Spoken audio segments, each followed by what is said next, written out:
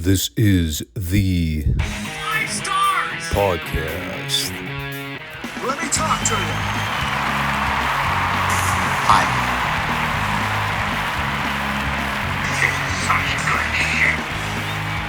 So, what do you guys want to talk about?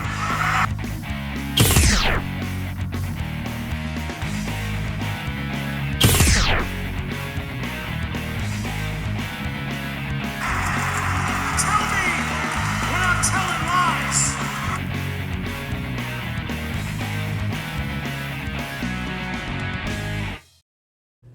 Thanks, guys. Back to you. I have officially found my new favorite collection of comedy skits on YouTube. Stop what you're doing right now, including this podcast. Go look up Kyle University HQ. The shorts are hysterical. See, this is my problem when I need to find ways to cure my depression. I end up seeking out the darkest of the dark humor content I can find. Like, all of a sudden, it's the funniest thing on the planet to me. That's why comedy is so hit and miss. It's only the comedians who actually take risks and don't care about pissing people off. Those are the ones who are genuinely funny most of the time. Because what do they have to lose? You know, I still have people that think that SNL skits are so funny. Like, I'm not kidding you. I have coworkers who genuinely will watch clips of that stuff and laugh. Meanwhile, anytime I see an SNL skit, all I want to do is off myself. It's so bad. I mean, they say different strokes for different folks, but come on, man. Let's get some standards going here. But yeah, Kyle University HQ. With Giga Chad going on dates with mid-sixes. It's endless hilarity. Unfortunately, we're not here to review Red Pill content. We're here to review Midsouth Wrestling. And only Midsouth Wrestling. In case you didn't see the Monday show, there was no Saturday Night TBS show for This Week in History. Or at least none that I could find on YouTube. I think there was an NWA Pro taping for the Sunday syndicated show, but, well, I personally didn't see the value in reviewing a subset of D-level squash matches. So we are riding solo with the Mid-South television review this week. In case you can't tell, this is the Five Starr Wrestling Report podcast. The one that nobody knows but everybody needs. We're here on YouTube and Rumble every Monday and Friday for news shows and new content. I've been piecing together a relatively finalized schedule for all the personal life dealings, and I'm still trying to sort stuff out, but I think what it's going to boil down to is the following. There will not be a Friday show for the first week of July. So whatever that day was I wrote down, July 3rd. Also, I will not be doing a Monday or a Friday podcast during the third week of July. That's July 17th and whatever the following Monday is. I guess it would be the 20th.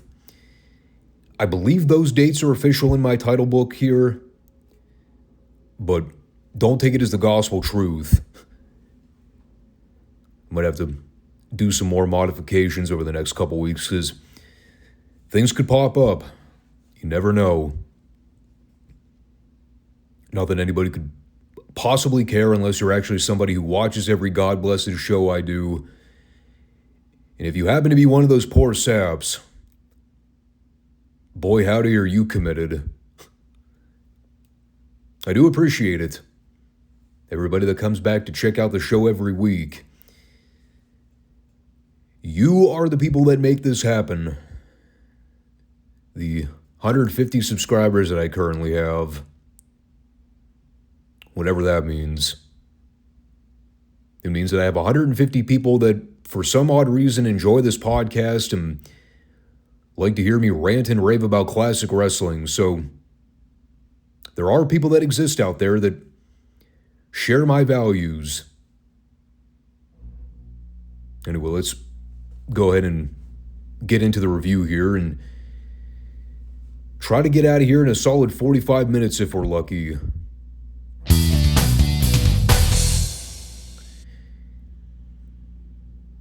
Alright, well,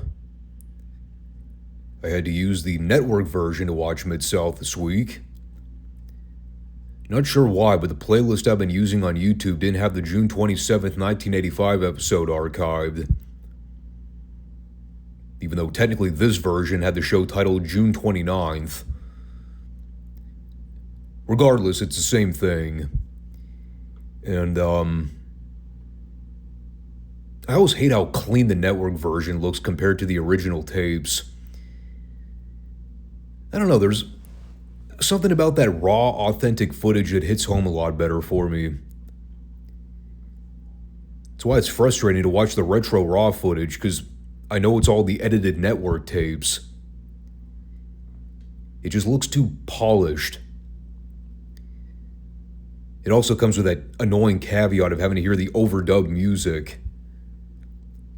Like, it brings me back to the old Crockett TV reviews when I was still watching everything on the cock.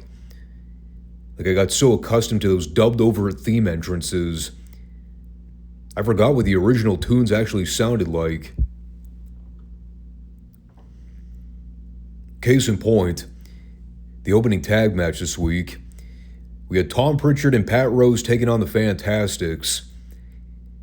And while I know for a fact that Fulton and Rogers used ZZ Top's Sharp-Dressed Band for their original music in wrestling, this week I had to hear that generic canned crap that the WWE used for them. I don't even know what genre you would call it. It was like watered-down dance pop. Pretty simple little formula here. They had Tommy in control for most of the match until the heels cut him off and double-teamed on him. Then Fulton got in there at the end to fire back and set up all the big spots at the finish. There was a funny moment right before they hit their finish on Rose. Bobby's in there doing a babyface flurry on Rose, and I think Pritchard was trying to sneak up from behind him so he could catch Fulton off guard. But right before he could do anything, Fulton turned around and I think legitimately spoofed Tom Pritchard for a shoot. He saw Fulton turn to him and Tom immediately jumped back like 3 feet. I also wasn't entirely sure what happened at the end here, but they went to shoot off Pritchard and Rose into each other, and let's say they sort of but didn't really collide with each other. Then the Fantastics hit a bizarre-looking belly-to-back suplex combo on Rose for the pin. They attempted a move. This is about the best I could give them credit for. Crowd still enjoyed it, though. Well, no, I should say the female crowd enjoyed it. The men were still, how you say, not fond of Tommy Rogers and or Bobby Fulton in Midsouth. I think we addressed this last week during one of their TV matches. The split male and female audiences for the Fantastics and the Rock and Roll Express. Like, one of those things that you don't really notice so much as a kid, but then you see the footage again years later and you're like, man, straight men really do not like the Fantastics. And for those that may be wondering why that was the case, listen to how the girls reacted to the Fantastics for one. Then look at Tommy Rogers. And look at the fat, out-of-shape dudes in the crowd booing him. You tell me what the problem is. And then we had what I believe may have been the most mismatched squash in all of wrestling in 1985. It is Kamala teaming up with Kareem Muhammad to take on Jason Walker and Frankie Lane. The job guys in this match were maybe a sum total of 400 pounds combined. Meanwhile, their opposition was not only double that weight, they were also the more experienced tag team.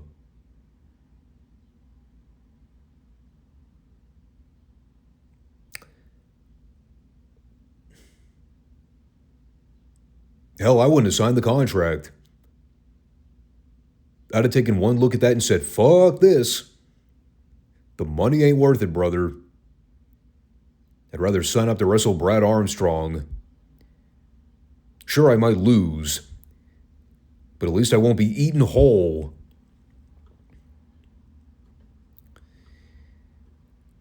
Skandar Akbar did a promo beforehand calling out the same collection of babyfaces he's been calling out for weeks now.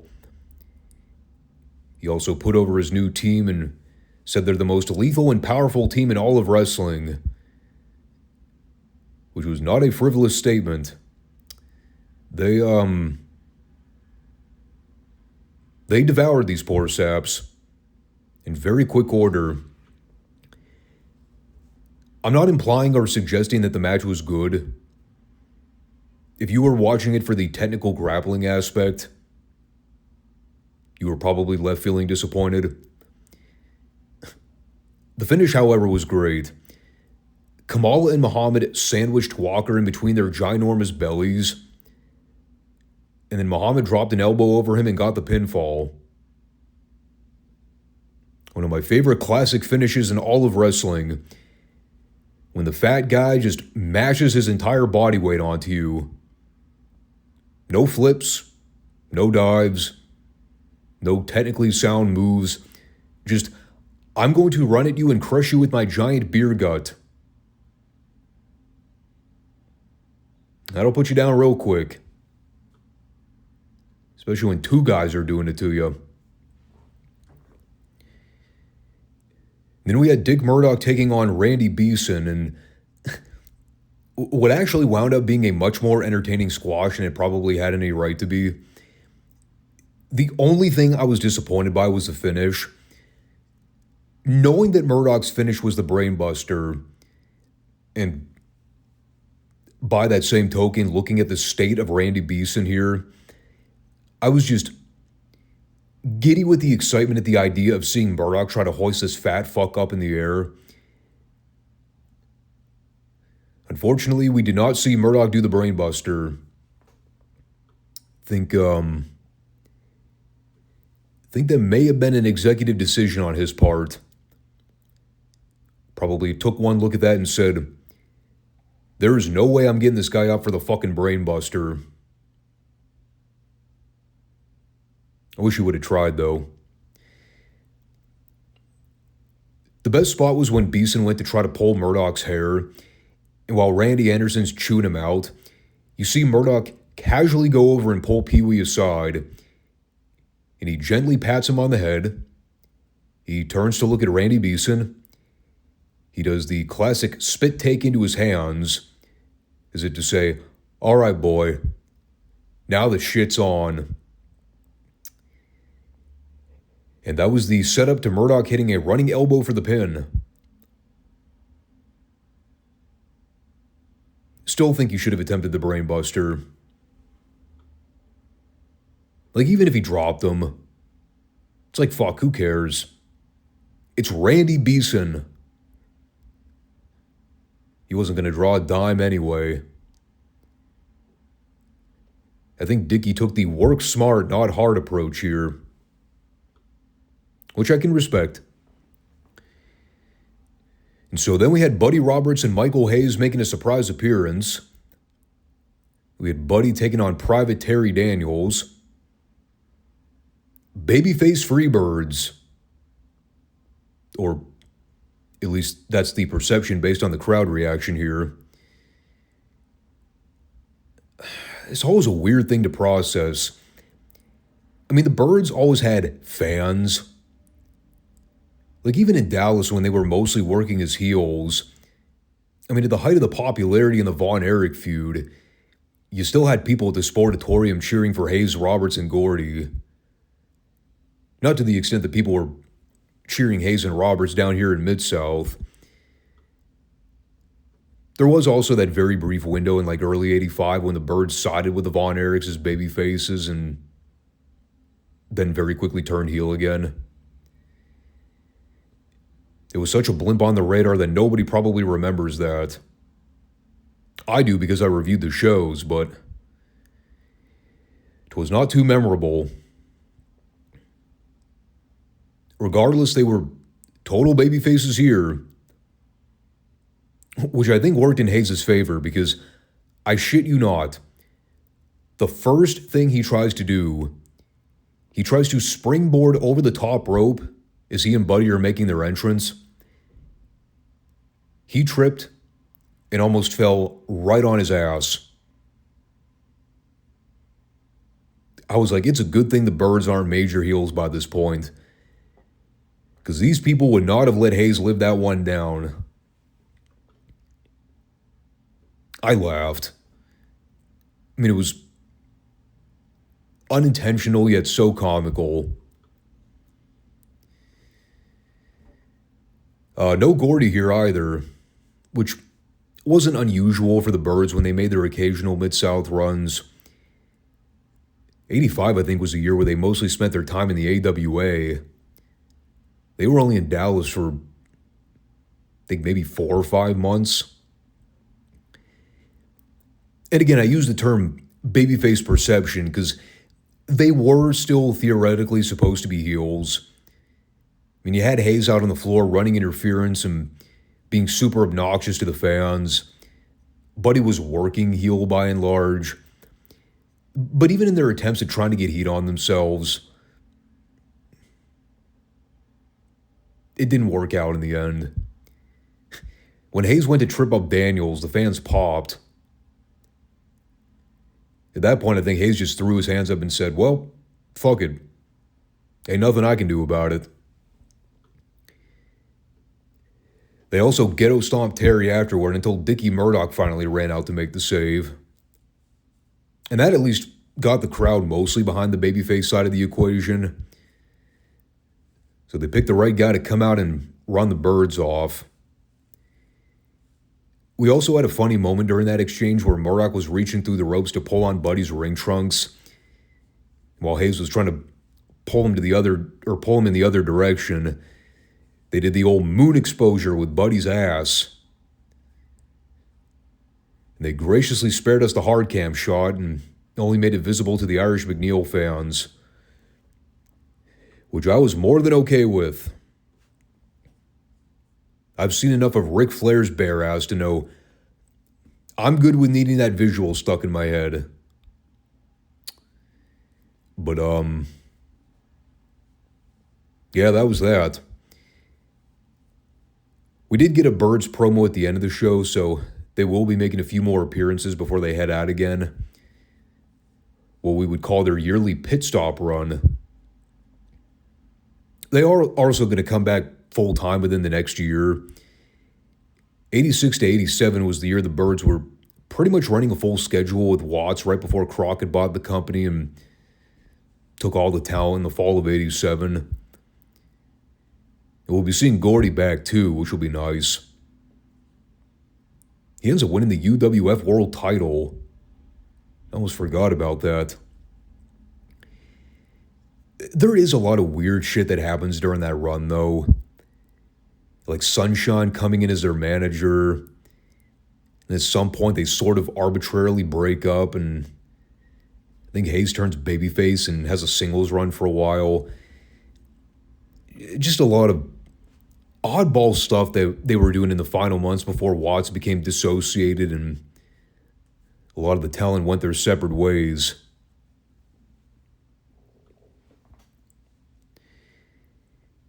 Then we had this TV title match with Dirty Dutch taking on the Snowman. Yes, for those wondering, the Snowman, still the current reigning television champion. Remember that tournament he won like 2 months ago that he wasn't initially involved with until, well, they just kind of shoehorned him into the finals with Jake Roberts because of the Duggan injury? Yeah, I'm sure most of you already forgot about that. I certainly have distanced it from memory. The feud with him and Dutch has been oddly booked. I mean, they spent like 3 weeks having Dutch come out at ringside to scout random matches. And like somewhere along the way, they had him and the Snowman getting involved in angles on TV. I mean, it hasn't really been highlighted as a main feud, though. So the actual heat between the two hasn't really been properly developed much. And speaking of ringside scouting, Eddie Gilbert was at ringside doing the same here. I will say this. On the sliding scale of what I typically see out of the Snowman, I would probably rank this among his better matches in Mid-South. Naturally, they had to pair him with the Dutchman to make that happen. But overall, it was a lot better than I was giving it credit for going in. It did look like Dutch got potatoed under his left eye at one point, which wasn't all that surprising when he's dealing with a green guy who doesn't know what he's doing. But it had a big fight environment to it. It was arguably the best the Snowman ever did when it came to selling. The limited amount he actually did. The DQ finish was a little contrived, but I thought the angle itself was actually well done. As Dutch went to grab his bullwhip, the Snowman went outside and yanked out the chair from underneath Eddie. Then as he and Dutch had their little standoff, you had the Snowman hurling the chair at Dutch while he went to knock Eddie off the apron. And then when Dutch went to level the Snowman with 2 chair shots to the head, he ended up no-selling them and then running Dutch off. We also got the classic JR overselling on commentary. Crowd was really hot for it, so can't say it didn't get over. As Dave Meltzer would say, it worked for the room. For what it's worth, this was miles better than that Ric Flair JYD World Title match at the Clash the other week. Not to say the Snowman was better than the Dog. In this case, he certainly had a better showing than the Dog did in 1990. You could tell this is obviously setting up some kind of feud with Eddie, the champion, and the Snowman. And they teased that he had his sights set on the North American title. So it's pretty apparent where this is all going. I personally don't have high hopes for that feud, but we will see how it actually transpires on TV. Staying on the topic of the champion, he had a non-title bout with Brad Armstrong this week, which was good. Didn't get a ton of time. They gave Brad a lot of hope spots here, which you could buy considering he was a previous North American title holder. Another thing that a lot of people probably forgot about. They set up a sequence where the champion went to power Brad out of a pinning predicament so Eddie could grab him and then run him into the ring post on the floor. The camera was positioned in such a way to make it abundantly clear to everybody watching that Brad absolutely blocked it with his hands. He destroyed the illusion. We also saw him blatantly reach into his tights to pull out a gimmick to blade himself. Then we saw him clearly put the blade back into his trunks after the fact, right before Eddie threw him back in the ring. So for all you sticklers out there for guys exposing the business, Brad Armstrong here in 1985, exposing the blade job right in plain view of the camera. I should also note, this blade job, very poor gigging job on Brad's part. To coin a Jim Cornette quote, it looked more like a pap smear. He did that Lex Luger 88 Great American Bash Blade job. But of course, I gave the champion the opportunity to capitalize and hit the pile driver for the pin. Minus the poor attempted blading here, everything else was fine. Again, this sort of built on what they were teasing in the previous segment with the Snowman wanted to challenge for the North American title. Again, we'll just have to wait and see how they work all of this into the program. But then we come to our advertised TV main event of Ted DiBiase and Dr. Death versus the Rock and Roll Express for the Mid-South Tag Belts. With more bad can network music for the Rock and Roll. I would coin this generic indie rock, but without anything that made indie rock actually stick. So in other words, it sucked. What did not suck, however, was this match.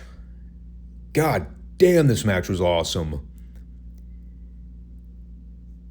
There was a match not too long ago. It was DiBiase and Dr. Death versus the Fantastics. I think it was a few weeks ago. That match I remember being really damn good too. I would go as far as to say this was even better than that Fantastics match. I mean, everything about this was picture perfect. A classic Mid-South main event style match. Everything from the structure to it, the pacing, the back and forth between the babyface and heel dynamic. I mean, this is a match that I would encourage anybody to check out, especially if you're a big fan of tag team wrestling, because this had so many great moments. Like at the beginning, and I think this kind of followed the same formula with the DiBiase Williams versus Fantastics match, where they had the babyfaces dominating at the beginning and doing a lot of the flashy offense to catch the heels off guard. And like no matter what DiBiase and Dr. Death tried, they just couldn't get the better of them. It was the same thing here with the Rock and Roll. All kinds of great double team offense from them at the beginning. The heels are constantly bailing out to the floor and getting frustrated as they can't get out, or they can't outsmart the guys. They finally managed to cut off Robert when Dr. Death just grabs him and shoves him into the corner so DiBiase can immediately start double teaming. It's always fun when you get to see Robert as a babyface in peril as opposed to Ricky. We often like to think the roles worked better when they were the other way around. But nah, man, Robert Gibson was still a good seller. And Ricky's babyface flurry at the end was just as great. That's why those two are the perfect match for one another. Because it didn't matter. You could do a role reversal and it would still get over. And I loved everything at the end with all the ebbs and flows of building to the dramatic finish. But first you had the Rock and Roll hitting their double drop kick finish on Williams, who bumped out to the floor immediately. Then you had DiBiase inadvertently running into Gibson and Tony Torres. And then when Torres fell out to the floor, that set up DiBiase so he could load up the glove and knock out Gibson with a punch. And you get this awesome spot where Ricky goes in there to stack up DiBiase in a pin. But Williams runs in and levels the shit out of Ricky with the loaded arm cast. And I'm telling you, the bump Ricky took for this fucking clothesline from Dr. Death, he sold the shit out of that thing. I went back and watched that a dozen or so times, and I was blown away every time I watched it. He knew he had to make that look good. And Ricky didn't hold back. And of course, that immediately led to the heels retaining the belts there. But like I said, lots of great up and down throughout this match. I mean, shit, I would argue this is one of the best TV matches I've seen in Mid-South all year. I mean, I don't know if it's better than that Ric Flair Ted DiBiase match in November, but we'll have to do a compare and contrast when we get to the end of 85. Seriously, this is that good. Go out of your way to find this match. Like, if you just YouTube Midsouth Wrestling June 29th, 1985, skip to the 30-minute mark and watch this match, you will not regret it. God, I forgot just how awesome that DiBiase Dr. Death pairing was. Those two are such a great combination. I mean, they had contrasting ring styles, but they complemented one another so well in a tag team setting. Can't say enough good things about those two. Man, Dr. Death really came a long way. I mean, I always talk about it, but you go back and watch him in late 82, he was really bad. But here in 85, it's like a night and day comparison, man. He's so good. Still was never the best promo in the world. But man, his commitment to getting better in the ring, it's just like, it's almost watching an entirely different wrestler. But it goes to show how hard work pays off when you stick the grind and don't give up. We also had a show closing promo from Michael Hayes. He promised the next time the Birds are in the area, they'd be bringing Terry Bam Bam Gordy along with them. So it would appear that he is coming back soon. Jeez, I just realized this. What a fucking stacked tag team roster we have right now in the summer of 85. I mean, look at this talent pool. The Rock and Roll Express, the Fantastics, Freebirds, DiBiase and Duggan. You also got teams like the Dirty White Boys and Jake Roberts and the Barbarian as well. I mean, I thought Crockett Promotions in 1986 had the best assembly of tag teams. Mid-South 85 has given them a run for their money. Of course, we know a lot of those teams are eventually going to phase out. But like, when you look at that list of teams, I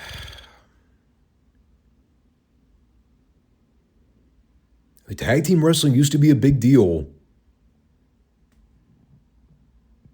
You know, back when it was actually valued and drew money on a big scale. Those were the days, 30 plus years ago, when the business didn't outright suck. Like I said, though, go out of your way to watch that main event for the tag straps. The rest of the show is kind of a pick and pull type thing. I'd probably argue the latter half of the show is worth watching for the angle and story advancement. The first 15 or so minutes was mainly skippable. Although I still found enjoyment out of the squash material. You know, I'm still trying to figure out where I stand with Mid-South as a whole. I mean, the shows are going to substantially dip in quality over the next calendar year. I'm just trying to mentally prepare for when things really go off the rails. I still think the bulk of the problem comes when Watts gets the syndicated TV deal, followed by him getting a vast collection of guys from Dallas and immediately making all the centerpiece of the program. There's other stuff too. Ken Mantell booking that didn't help matters any. Not to mention things that were totally out of his control, like the economy decline. Yeah, well, we'll talk about all of it.